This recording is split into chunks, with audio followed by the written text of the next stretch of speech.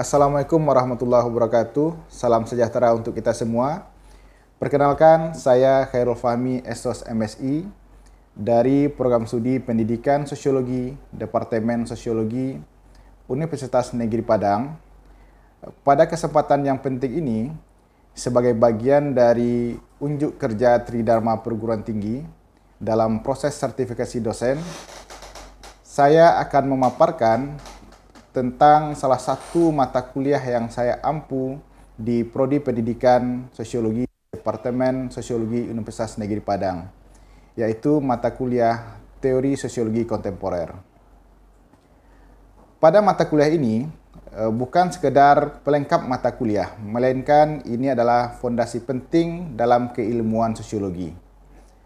Jika mengacu pada visi keilmuan Departemen Sosiologi UNP, yakni mengembangkan pendidikan dan pembelajaran sosiologi untuk mendidik calon pendidik sosiologi yang profesional, berwawasan global dan berkearifan lokal, dan mengacu pada profil lulusan mahasiswa Departemen Sosiologi, yaitu menghasilkan pendidik dan peneliti yang mampu menangkap berbagai fenomena sosial yang krusial dan unik, maka mata kuliah Teori Sosiologi Kontemporer ini menjadi mata kuliah wajib yang harus dikuasai oleh mahasiswa pada Program Studi Pendidikan Sosiologi UNP.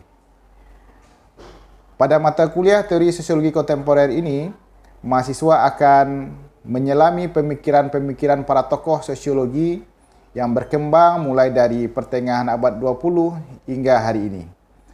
Mata kuliah ini bertujuan untuk membekali mahasiswa dengan kerangka konseptual, analitis, untuk memahami fenomena sosial yang kompleks yang terjadi di masyarakat kontemporer. Beberapa tokoh yang akan didiskusikan dalam mata kuliah ini antara lain ada Talcott Parsons, ada Robert King Merton, Dahrendorf, kemudian ada Peter L. Berger, Bourdieu, Habermas, dan beberapa tokoh-tokoh lainnya yang kontemporer yang akan kita diskusikan di mata kuliah ini. Penjelasan mata kuliah ini meliputi delivery, interaction, dan assessment atau lebih dikenal dengan istilah DIA. Maka capaian pembelajaran pada mata kuliah ini antara lain mahasiswa mampu memetakan teori sosiologi. Kemudian mahasiswa mampu membandingkan paradigma dan perspektif dalam aliran sosiologi. Kemudian mahasiswa mampu menganalisis teori-teori sosiologi yang kontemporer. Kemudian mahasiswa mampu menerapkan penggunaan teori sosiologi kontemporer dan menganalisis fenomena sosial.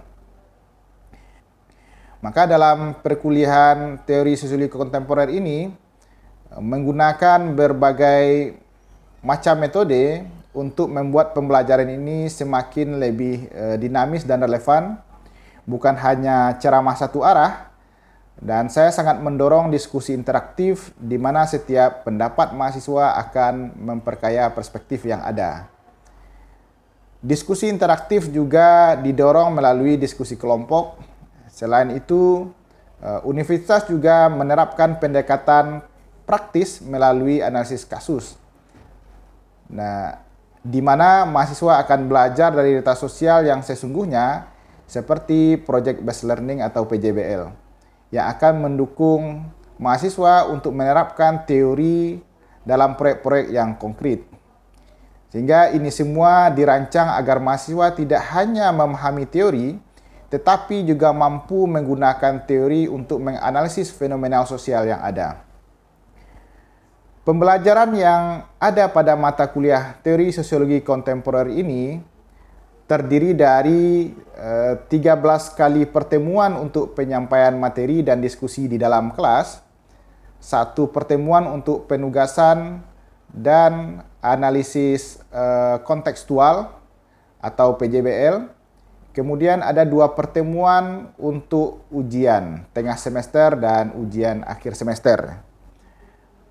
Mata kuliah ini menggunakan metode penilaian yang terdiri dari UTS 15%, UAS 20%, tugas 10%, kuis 5%, CBL 25%, PJBL 25%. Dan totalnya menjadi 100%.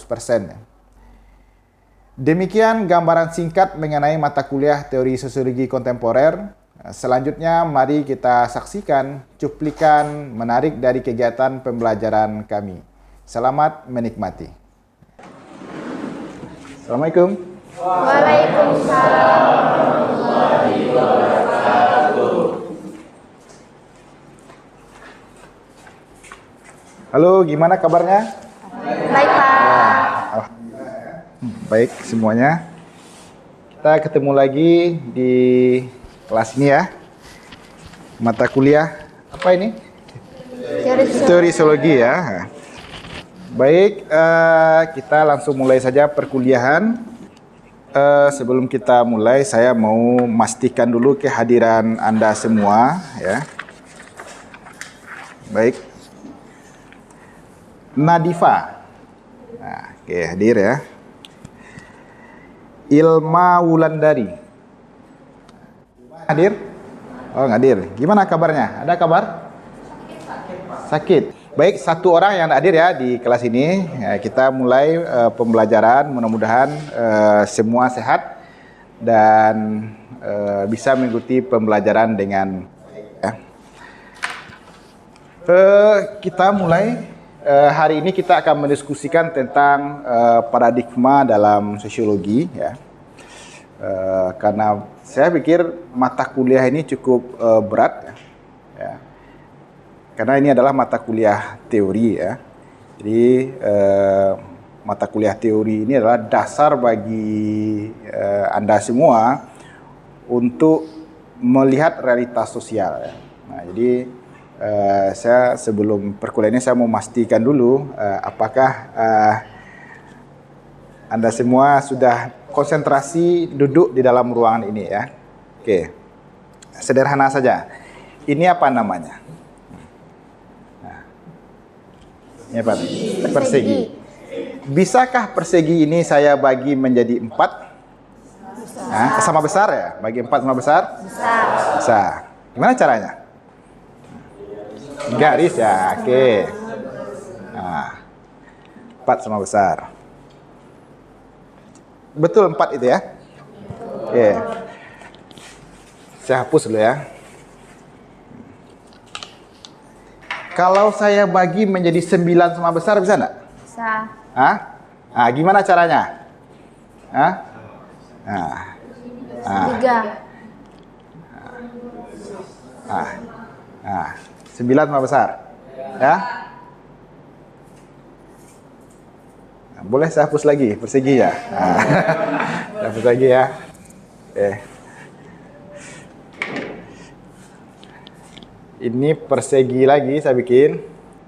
Siapa bisa bantu saya membagi persegi ini menjadi 11 bagian sama besar? Ayo. 11 bagian sama besar.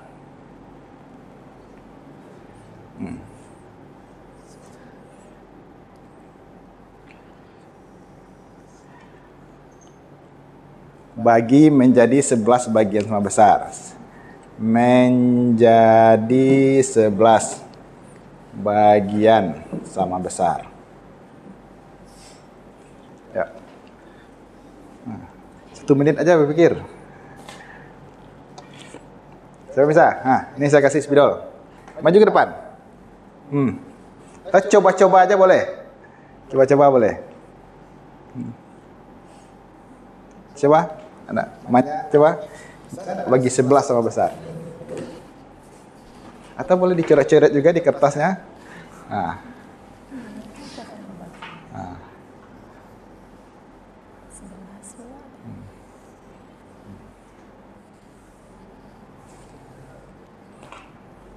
Nah, berapa itu?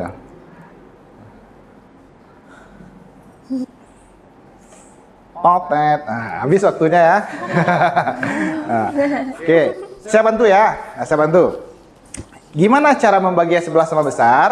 Nah, oke, saya pakai aja lah punya namanya ini ya.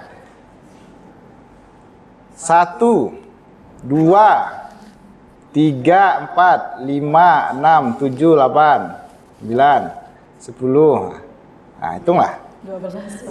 Ada 12 tuh. Pokoknya seperti itulah cara membaginya ya.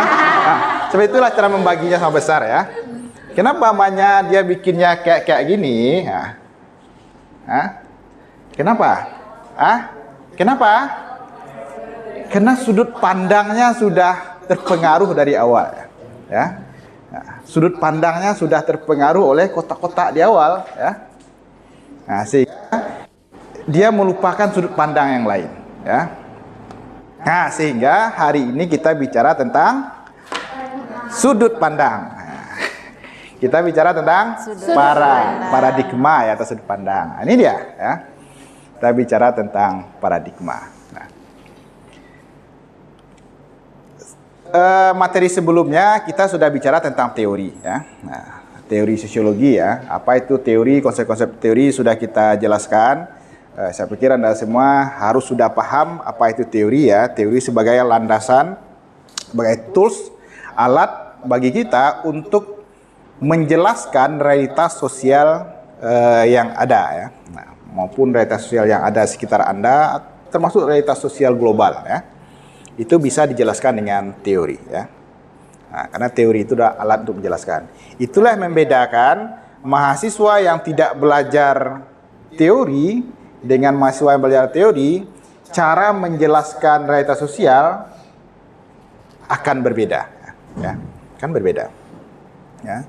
Anda tengoklah, realitas ini kan bisa saja dilihat oleh semua orang ya.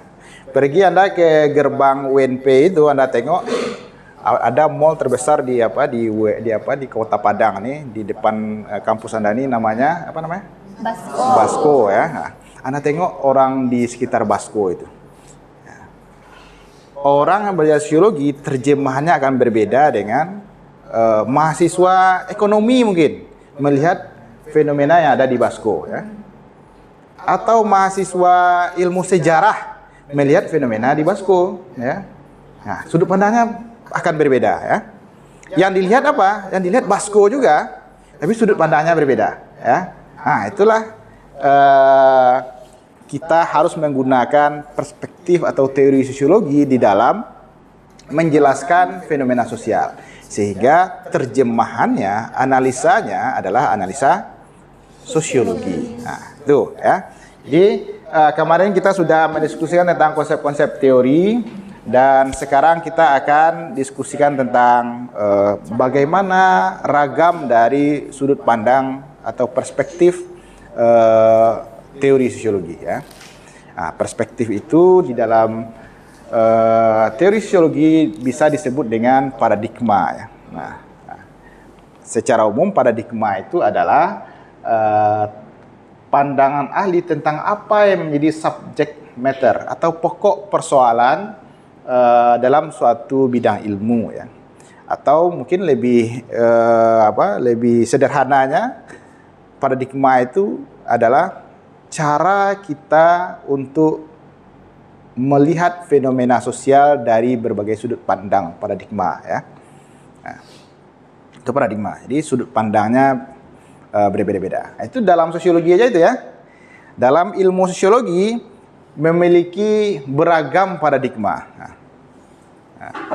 Dia masih sosiologi juga, tapi cara pandangnya berbeda, sehingga antar paradigma, antar tokoh dalam paradigma itu saling berdebat untuk meletakkan pokok persoalan apa yang menjadi isu utama yang mau dilihat ya.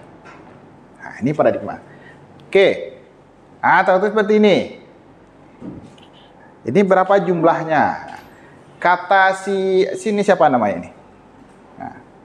Si Badu, Udin. Cerahlah, ini si Badu, ini si Udin ya. Kata si Badu itu jumlahnya 4. Enggak. Kata Udin 3 ya. Padahal ditengok barangnya itu juga. Barangnya itu juga. Tapi dari sudut pandang yang berbeda, hasilnya akan berbeda. Ya. Hasilnya berbeda. Ya. Dalam sosiologi juga menemukan kondisi seperti ini ya. Perdebatan-perdebatan yang tidak pernah usai ya. Tidak pernah usai perdebatannya ya. Sehingga akhirnya kita harus memilih ya. Harus memilih kita masuknya di mazhab yang mana, masuk mengikut paradigma mana ya. Nah, harus memilih kita. Nah, jadi dalam sosiologi, menurut Rizer, George Rizer, ini buku yang saya bawa ya. Nah, ini buku ya. Nah, bukunya Rizer, Teori Sosiologi Modern. Kata Rizer, dia mengelompokkan paradigma itu menjadi 3 kelompok besar ya. Apa saja? Yang pertama namanya adalah paradigma fakta sosial. Ya. Yang kedua apa? Definisi sosial. Dan yang ketiga perilaku sosial. 3 paradigma yang disampaikan oleh Rizer ya. Nah, ini menurut Rizer nih ya. 1 fakta sosial ya. Fakta sosial. Fakta sosial adalah 1 paradigma mungkin yang paling banyak pengikutnya. Ya. Mungkin bagi sebagian pengikut fakta sosial inilah paradigma yang paling sosiologis. Ya. Nah, siapa tokohnya? Ada Emil Durkheim, ada Auguste Comte, ada Talcott Parsons, ada Lewis Coser, dan banyak lagi tokoh-tokoh sosiologi yang menjadi pengikut paradigma fakta sosial. Nah, apa yang dilihat yang menjadi pokok persoalan dalam paradigma fakta sosial adalah thing gitu ya. Thing itu ya barang sesuatu ya, barang sesuatu yang memiliki ciri-ciri ya, cirinya 3 ini ya. Nah, fakta sosial ini cirinya 3. Yang pertama yang pertama eksternal, yang kedua memaksa, yang ketiga umum. Nah, apa maksudnya itu? Eksternal, memaksa, dan umum. Nah, ini ciri-ciri fakta sosial. Jadi tindakan manusia di dalam sosiologi itu ditentukan oleh manusia, orang, ya, kelompok orang dalam bertindak ditentukan oleh 3 ini ya. Nah, 3 ini ya. Eksternal, memaksa, dan umum ya. Ya, ini orang nih ya. Taruhlah ini orang. Nah. Ya, ini orang ya. Ya. Orang ini, individu atau kelompok orang ini, dia akan bertindak ditentukan oleh yang ciri-cirinya 3 ini. Yang pertama, eksternal. Apa yang ada di luar diri dia. Nah, inilah. Ini dia nih ya. Nah, apa itu? Apa itu yang eksternal di manusia? Apa? Ada norma, ada nilai, hukum mulai ya, aturan, regulasi ya. Apa lagi? Adat, budaya ya.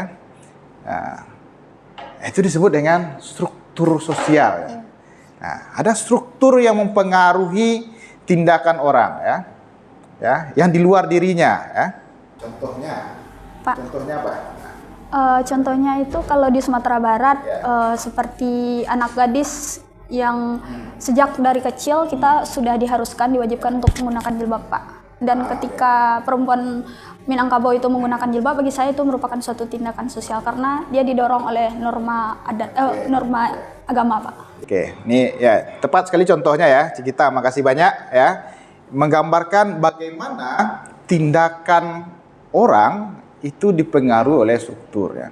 Tindakan memakai baju, memakai pakaian, berbusana, harus memakai jilbab ya. Ya. Itu dipaksa oleh aturan norma yang berlaku di daerah tersebut ya. Ya. Nah, cobalah sesekali buka jilbab. Nah, misalnya di kampung Cikita nih, di mana kampungnya? Pasaman. Pasaman. Nah, coba sekali buka jilbab ya. Pergi keluar, pergi ke pasar, itu akan ada sanksi sosial yang diberikan ya kepada orang tersebut. Bisa saja dia tidak dalam bentuk ini ya, bisa saja dalam bentuk perkataan, cemoohan, dan lain sebagainya. Kenapa? Karena orang tersebut melanggar nilai dan norma yang berlaku dalam masyarakat tersebut. Nah, sehingga itu sifatnya memaksa. Jadi mau tidak mau ya, kita harus pakai jilbab nih ya. Saya tidak mau pakai jilbab, tidak bisa. Kalau tidak, Anda akan menjadi bahan cemoohan atau bahan pembicaraan di tingkat masyarakat di daerah tersebut ya. Oke. Sampai di situ paham yang dimaksud dengan paradigma dan paradigma fakta sosial. Paham ya? Paham. Ada pertanyaan? Silakan, Bunga. Baik, Pak. Tadi sudah Bapak jelaskan fakta sosial itu adalah segala suatu tindakan yang dipaksa berdasarkan aturan dan norma. Kalau tidak dilaksanakan akan mendapatkan hukuman, sanksi ya Pak. Nah, bagaimana kalau seseorang atau individu itu melakukan kegiatan, melakukan sesuatu itu yang berdasarkan tidak dipengaruhi orang lain, keinginan sendiri, Pak. Contohnya seperti apa misalnya? Contohnya seperti orang melanggar lalu lintas, Pak. Jadi itu apakah itu fakta sosial? Ya. Oke, ini menarik ya. Menarik apa yang ditanyakan oleh Bunga ya. Jadi menurut fakta sosial, sesuatu itu tindakan yang dilakukan oleh manusia itu ditentukan oleh struktur ini tadi ya. Yang apa yang ada di luar manusia ya. Apa yang ada di luar diri manusia. Dan itu memaksa. Ya, apapun, kata Durkheim, kita ini adalah makhluk yang malang katanya. Setiap aktivitas kita ditentukan oleh fakta sosial. Mulai Anda dari tidur, ya, tidur sampai Anda tidur lagi, ya, itu bukan diri Anda yang mengatur, tapi adalah fakta sosial. Anda bangun tidur, kemudian bangun tidur apa dilakukan? Anda sholat. Sholat untuk siapa? Untuk apa? Ada norma agama yang mengatur. Kemudian Anda mandi, mau pergi kampus. Mandi itu untuk siapa?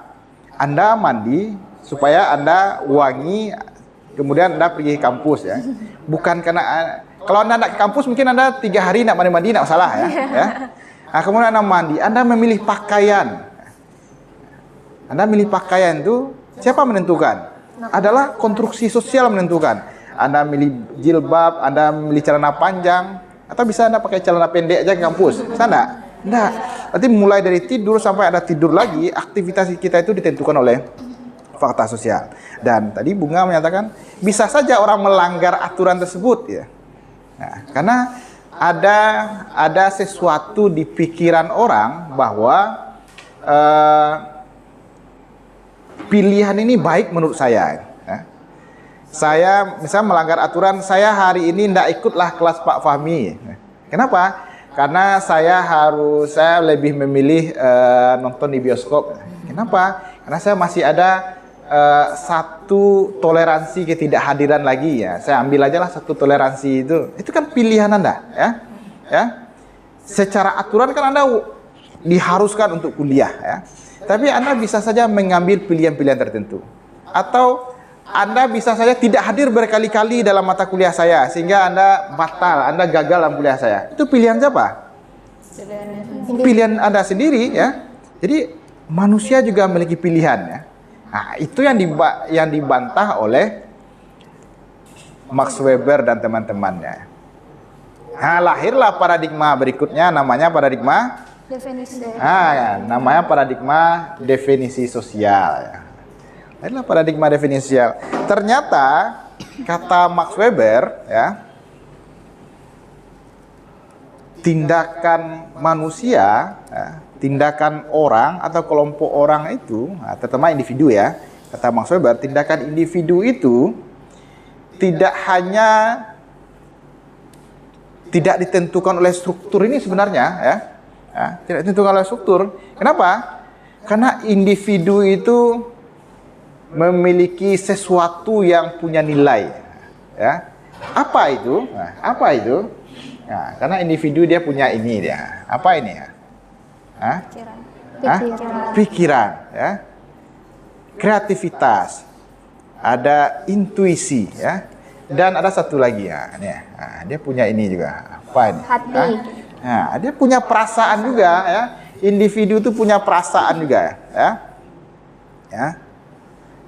Itu yang mempengaruhi tindakan sosial manusia ya. Nah, kita bukan bicara tindakan individu ya, tapi tindakan sosial. Ternyata Anda bisa saja mengambil pilihan-pilihan tertentu menurut cara pandang Anda sendiri, menurut cara berpikir Anda sendiri, atau menurut perasaan Anda sendiri. hari ini saya enaknya di rumah sajalah. Ngapain saya ikut kuliah? Saya lebih enak scroll media sosial ini seharian daripada kuliah. Mungkin kuliah saya bosan atau macam-macam pertimbangan Anda, sehingga keputusan Anda dalam mengambil tindakan, Anda tidak masuk kuliah pada hari ini, itu keputusan siapa? Individu. Nah, itulah yang disampaikan oleh Max Weber dan teman-teman, ada Herbert Blumer, Alfred Suss, menjawab pertanyaan dari Bunga tadi. Apa itu paradigma definisi sosial? Adalah tindakan sosial. Ini Anda hati-hati juga nih ya. Ada tindakan sosial, ada tindakan individual. Kita levelnya tindakan sosial ya. Saya hari ini sengaja milih baju merah misalnya. Saya hari ini pakai baju merah. Kalau saya karena saya suka baju merah. Saya suka baju merah. Itu tindakan apa namanya? Tindakan individu saja. Tapi saya pilih baju merah karena saya yakin Manya juga suka warna merah. Kalau saya tampil dengan baju merah, dia melihat saya seperti gagah sekali. Gitu ya. Itu mungkin alasan saya pakai baju merah. Itu sudah menjadi tindakan sosial, tindakan yang diarahkan kepada orang lain. Ya. Siapa yang buat keputusan itu? Saya, individu ya. Individu saya yang buat keputusan itu, tetapi saya arahkan kepada orang lain. Ya. Nah, itu bedanya. Nah, berbeda dengan fakta sosial, semata-mata kita tidak bisa berbuat apa-apa. Ya. Kita terbelenggu oleh struktur sosial. Ya. Nah, sehingga apapun yang kita lakukan seolah-olah kita dipaksa oleh struktur sosial untuk melakukannya. Ya. Oke, saya pikir itu ya untuk pertemuan kita hari ini. Siapa yang bisa menyimpulkan perkuliahan kita pada hari ini? Ya, silakan, Manya. Setelah mendengar penjelasan dan penjabaran dari Bapak tadi mengenai paradigma itu kan merupakan sudut pandang. Tadi Bapak telah menjelaskan ada dua paradigma, yaitu fakta sosial dan definisi sosial. Pada fakta sosial itu bersifat memaksa dan ada eksternalnya juga, yang dimana itu ada nilai dan norma yang mengatur kehidupan masyarakat atau individu dalam bermasyarakat.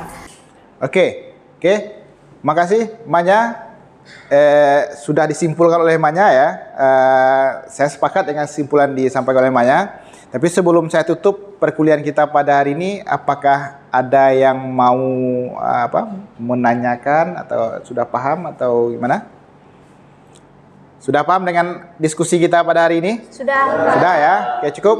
Saya pikir itu perkuliahan kita pada hari ini. Saya harap Anda memahami, kemudian Anda akan coba mempraktekkan pisau analisis paradigma ini dalam melihat realitas sosial yang ada di sekitar Anda. Kenapa orang melakukan tindakan ini, kenapa orang melakukan tindakan itu termasuk ke dalam paradigma yang mana? Anda sudah bisa mencoba melakukan eksperimen di dalam melihat realitas sosial yang ada di sekitar Anda. Ya, tugas Anda itu ya, tugas Anda lakukan eksperimen untuk melihat apa yang menjadi landasan orang melakukan tindakan, terutama di sekitar Anda aja dulu ya. Besok kita diskusikan lagi di kelas ini. Oke, saya tutup pertemuan kita pada hari ini dengan mengucapkan alhamdulillahirabbil alamin. Terima kasih banyak atas perhatian Anda semua. Assalamualaikum warahmatullahi wabarakatuh. Waalaikumsalam warahmatullahi wabarakatuh.